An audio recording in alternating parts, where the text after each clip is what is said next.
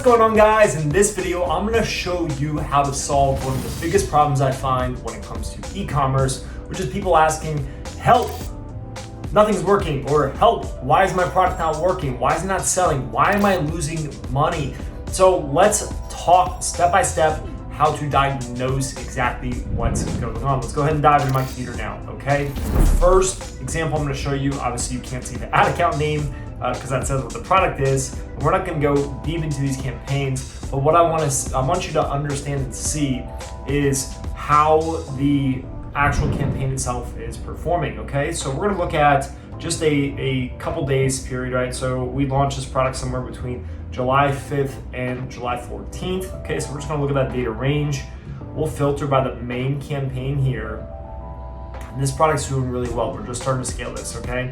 But what I want you to look at here are the columns that we're using to read and make decisions from, right? So the first one is CPM, okay? CPM is how much you're paying to reach 1,000 people, right? So CPM, cost per impression, an impression is 1,000 displays of your ad, right? It's super important, it's relevant, it's not the only thing though, okay? But we want that low. I always say if you get it under 10 bucks, closer to 5, amazing. If you're somewhere in the 10 to 20, but you have still a low cost per click and high engagement, great. Every interest is going to be a little bit different. Every product's going to respond a little bit different. There's no perfect number. Those are just general ranges. Ultimately, at the end of the day, once you validate the product, you find your best creatives and you start moving into like the next phase, or you start scaling. If your cost per purchase is great and your ROAS is on point, this somewhat becomes less relevant, but it is always important. Like, you don't want $50 CPMs, you know what I'm saying? So these CPMs are on fire, right? So under 10 bucks, this thing sells for anywhere $40 to $60 for one unit, depending which one they get. More importantly, average order value is like $75 because they're adding upsells, bundles, cross sells, other things too, all right? So what you're looking at here, CPM is the first thing, great. And then we look at the click-through rate all. Click-through rate all is going to include likes, comments, and shares, not just link clicks. And then link clicks to the actual store is what you're gonna see for unique link clicks, all right? So I always like to say you want about a 1.5% or more for your link clicks, and then also a 2.5% or more for your engagement or click-through rate all, okay? Just the rule of thumb numbers I like to go by, okay? That shows that it's a healthy response to the ad, right? And then I'm only paying 55 cents a click to get people to the store, which is really awesome, okay? Especially considering the price point of the product. Even if I had 3% of my visitors buy, which is right about where we're at, probably closer to 4%, I'm still crushing, okay? So now let's look down the funnel, the next step. So you wanna look at it step by step, right? So the first step is what happens at the ad level. Are people actually clicking through and going to the page, okay? Now that they're on the page, are they doing the next step, which is adding to the cart? So let's look at that, all right? So right now we are seeing that we have 877 people in these couple days that we ran this for during this date range that actually loaded the page, right? Because there's a difference between link clicks and then actual content views. Content views is when they actually get to look at what's on the page, whereas clicking, it just registers as a link click. Maybe they didn't wait for it to load, or they bounced right away and left, okay?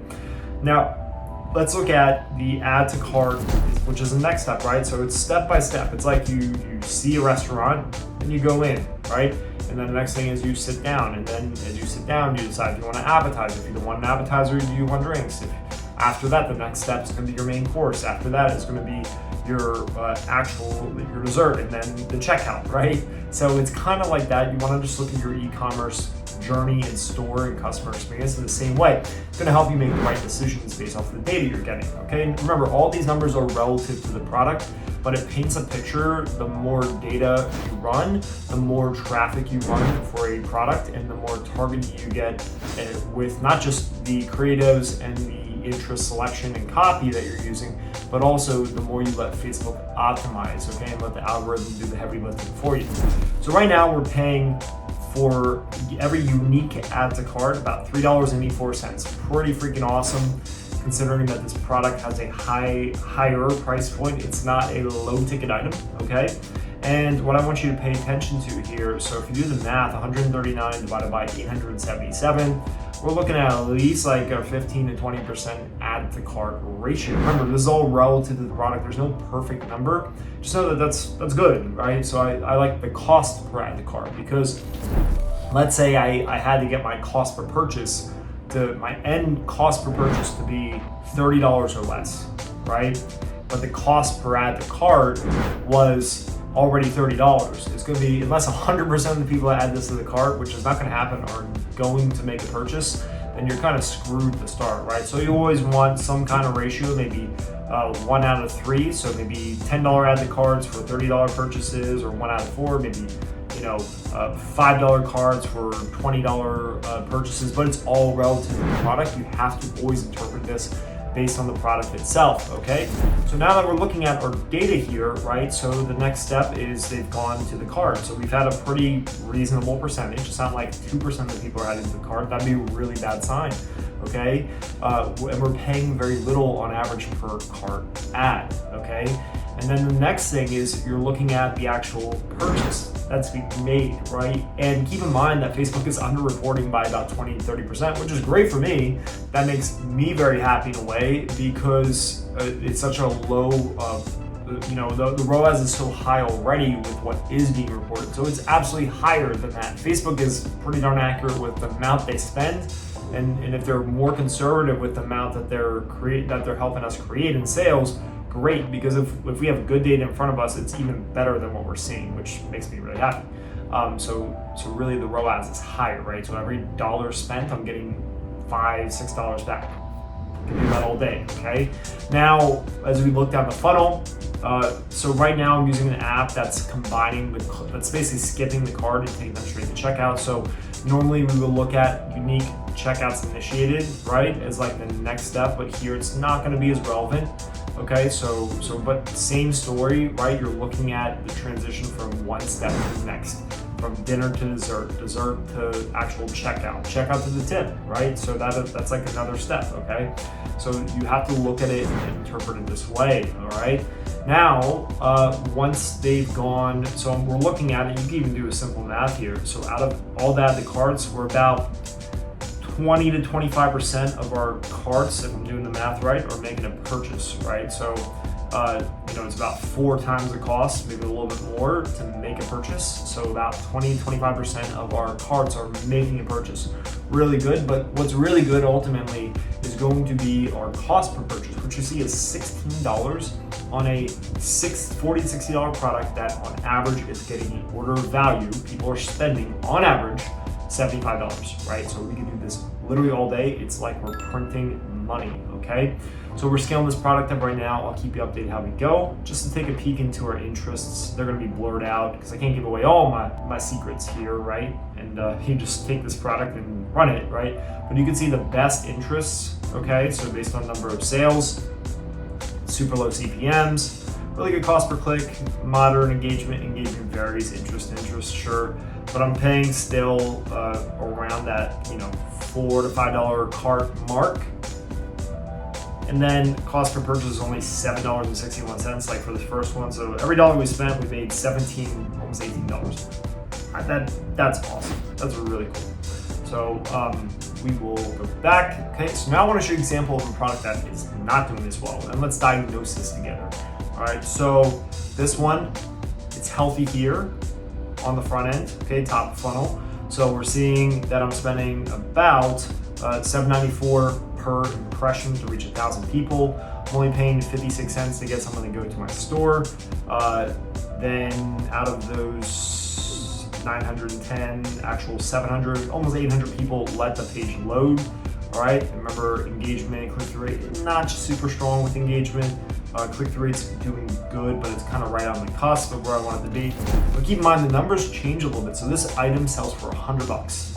So I can afford to spend a little bit more per click, assuming I'm strong on the conversion of the store. Maybe, 3% of my traffic is buying. I'm paying a little bit more for that traffic, but, If I'm getting $100 orders, let's say they're not even adding upsells or bundles or anything, and they're paying $100 per order, I spend $100, $1 per click. From doing the math right here, 3% conversion, that gives me 3 sales, $300 in revenue, right? So we spend 100, we make 300. That'd be awesome. We can do that all day, okay? Not there yet, still working these products.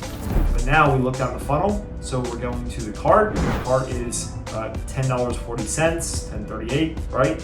And then when it comes to actual purchase, there's a big drop off. So my next thing here, I'm gonna do more testing. This could be the audience, right? The audience selection. This could be something within the cart that's turned them off, or on the checkout page. Remember, this is also using that app with the theme I use where it's skipping the cart. Unfortunately, it's still working on fixing that. Just a little side note so you understand the data completely. So the initiate checkout isn't as relevant once again, okay? But what you want to notice is that this is how it works sometimes, right? So let's go into our interests. Okay, so one's doing really well. Let's look at the numbers on that. So cost per click is a little bit higher, but paying $10 in add to cart, and I got 4 purchases. So let's look at lifetime on this. So these other 2 are picking up, but you can see I've narrowed it down to 3 interests, and I've started to scale on those. But these are getting a pretty good, look, I'm paying 32 cents a click for a $100 item. So even if I get like a 1% conversion, I'm not gonna be able to do the math off the top of my head, but you get the idea. I'm paying very little to get traffic, and if I get a reasonable conversion, 1 to ideally 3% or more, I'm making money, plenty money to this, right? Like this Raz alone, almost $4 for every dollar put in for these 2 at least. And you could, assuming those numbers hold consistent as you scale, then you can do this all day, right? So if I were to problem solve this next, I would just look at what's happening from the actual addition to the cart to the actual purchase being made. So maybe I test free shipping with this product. Maybe I test offering popping in a coupon code on the funnel for the checkout right at the top. So saying, hey, add this to your order right now in the next 5 minutes and save whatever, right? So there's a lot of things you can do. And it could also just be, it needs more time for the algorithm, but probably not likely, because we spent almost $100 on these interests, okay? But I've actually started scaling this today. I'll show you that data real quick. So look, it's actually paying off a lot, okay? So we've got our 4 interests that had sales. CBO is just kind of doing its thing. It's day number 1, but yeah, so there you go. This thing has actually made us some money today. Pretty exciting. Okay, it's only going to cost us maybe $80 to acquire and ship out those units. So we made at least $60 in our pocket. Pretty good for today. First day, starting to move it into the next phase. But regardless, this is how you problem solve, and we talk more about this in my free mini course, which you can get in the link with the description to this video. Make sure to do that now if you haven't already. We show you how to set up a store, how to find good products, how to test, and how to scale it just like this. But really reading the data, it is almost like a skill set, like an art to it.